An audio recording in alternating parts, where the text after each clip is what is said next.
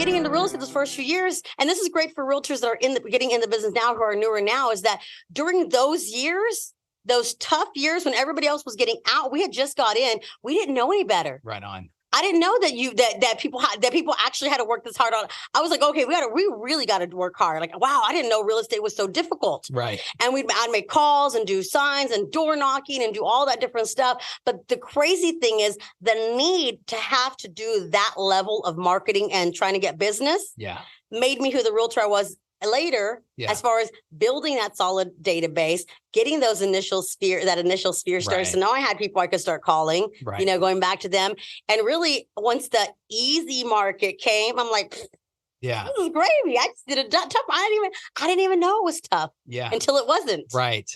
You were, just out of the sheer sense of, like you said, you didn't know any better, and you really didn't have another plan. This is it, right? Yeah. This is what you're going to do. I believe you had a moment in that time period where you and your husband were both like, oh, I don't know, this is it, but I don't know if we're going to make it, kind of thing. Yes. So I remember very clearly, we're driving down the street, you're flipping through the station, we're driving, and we're talking about like just all these issues. I mean, we're like frustrated, we're fighting a lot. Because it is what it is. You're stressed out, finances are tight. That money that was supposed to last a year. No, it did not last a year. About 6, because you don't think about these things. You get your license, you got to pay for marketing, you do all these classes, and now you got to get a client. And then you get those first couple of checks and you're like, where's the rest of the money? Oh, the broker kept some, so we were stressed and we're flipping through the stations. And I remember we stopped, I think it was like KSBJ or something like that. And we stopped and they're giving a story of when Jesus is taking the disciples across the lake, right? And the storming and everything is happening. I remember listening to the story, and the disciples come down. They're like, Jesus, wake up! You said that we were going to get to the other side, but it's storming. We're about to flood and flip over, and we're not going to make it. And he says, "Ye of little faith." Yeah.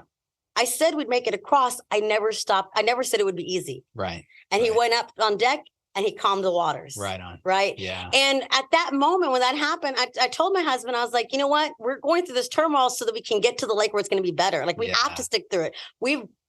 That moment for me was, we have to stick to it. We've already sacrificed so much. Mm-hmm. And it's most businesses fail or actually quit when they're on the brink of success. Right. And I always think of that little graphic where it shows the little guy with the chisel. Yeah. And he's chiseling and he's walking away. But yet if he had just chiseled a little more, he would get to the diamonds on the other side. Right. Right. And that's how it is. And sometimes through those toughest times are when we're going to learn the most, grow the most, and then be willing to fight for what we have once we get it. Yeah. And we have to push through the pain. And that's what we did at that moment. We pushed through the pain. And then 2 weeks later, we fell into an eminent domain program. And 0 to 6 months, closed 0 transactions. 6 months to 12 months, closed 23 transactions. Fantastic. 2 weeks after my husband was ready to walk away from everything.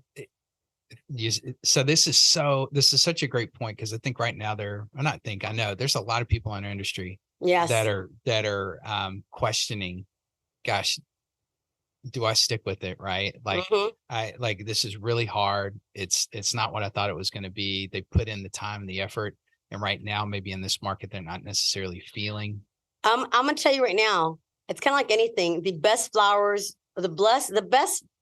grow from jagged ground. Yeah. Right. Yeah, right. And that's what we're in right now. We're kind of in a jagged ground. Yeah. And the people who are coming up right now, the people who are learning how to work in this time period are going to be the strongest agents that we have getting to the other side of that. Good. Right. We're in the lake right now. We're in it. In the storm.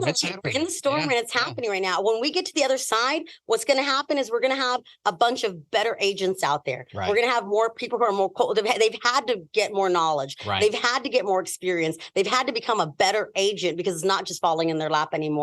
They're having to actively go out there, find clients, and provide top level service to retain that clients and retain their career. Right on.